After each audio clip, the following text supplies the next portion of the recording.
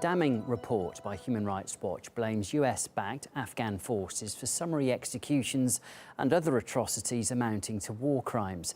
It alleges 14 cases of abuse in the past 2 years and is based on dozens of testimonies. The cases also include attacks on the families of terror suspects and kidnappings. We spoke to Andrea Prasso, the director of the Human Rights Watch in Washington, who told us more about the findings. We understood that these forces were likely backed by the CIA. So we began investigating, both in terms of the structure of these forces, investigating how they were funded and supported, and also taking numerous eyewitness accounts of what happened when these forces conducted night raids or other operations. And when we took a look at what had been reported, we saw clearly that we had suspected violations of the laws of war.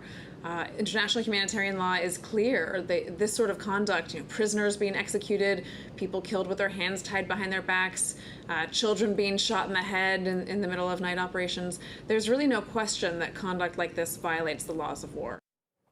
RT senior correspondent Murat Gazdiev takes a look now at the evidence provided by Human Rights Watch. It's awful. The testimonies, the details. This is a compendium of Afghan horror stories. Here's one such incident. In the middle of the night, a CIA-spawned hunt squad surrounds a house. Inside is an Afghan family. They're scared, they're terrified. One by one, for the crime of caring for one another, they are butchered. First, they blew off the door. When the father of the family came out of the house, they shot him. And then as the sons came out to check on him, they killed them. Then the woman stopped another brother from coming out, and they said, "Please don't kill us." And then they shot an older woman. A younger girl ran to the brother, and they shot her, injuring her, then killed the last brother. They carried out raids for 2 more nights. In another instance described by Human Rights Watch, a paramilitary squad, allegedly accompanied by Americans, raid an Afghan village. They secure it and start questioning the men, among them a fellow named Ghulam. He's taken out of his house and interrogated. When he returned, he found his 2 brothers, his son and nephew, executed. Gunshots to the eyes and in the mouth.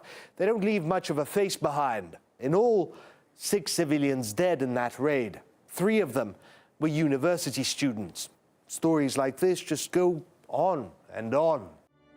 At around midnight, the unit destroyed the gate of our compound with an explosive device. They killed one of my sons at the back of our home and took the other one with them. We're not terrorists. The forces accused us of feeding the Taliban, but the Taliban came asking for food. If you don't give it to them, then they assault you. These kill or capture missions reached a crescendo back in 2011. Then it was primarily American troops carrying out an average of 19 raids per night. It was a nationwide massacre. It became so ugly that even the radically anti-Taliban Afghan government came out and said enough is enough. All Afghans want the immediate ban of night operations, house searches and unnecessary capturing of people. The US had no choice but to halt. And by halt, I mean the Americans came out and said, we'll stop, but these guys, these hunt squads, trained, armed, supported and accompanied by the CIA, they'll keep going. And they kept going until now. At 11 p.m., the soldiers came to the house. They locked the women in one room.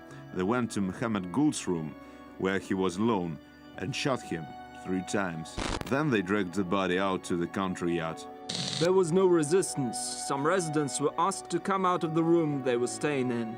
Then they were separated from other family members and taken to other rooms and later shot dead. No one saw who exactly did the shooting, but relatives said they were shot in the eyes or the mouth.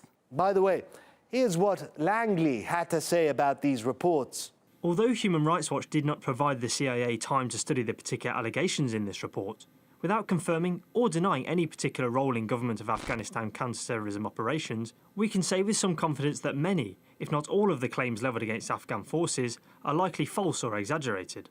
That is the polite equivalent of the middle finger. They essentially said, we didn't look at what you're accusing us of, and it's probably nonsense.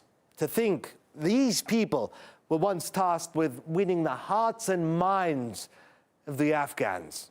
Battling to win hearts and minds in Afghanistan. Battle for hearts and minds in Afghanistan. Battle for the hearts and minds of the Afghanistan people. Win the hearts and minds of the local Afghans. Tiring, soft diplomacy in terms of appealing to hearts and minds. These killings that HRW describes are the fuel of this war. The hate they breed. They radicalize entire generations. If someone invaded your country, terrorized you, your family with nightly murder raids for years, wouldn't you feel hate? Wouldn't you want to resist?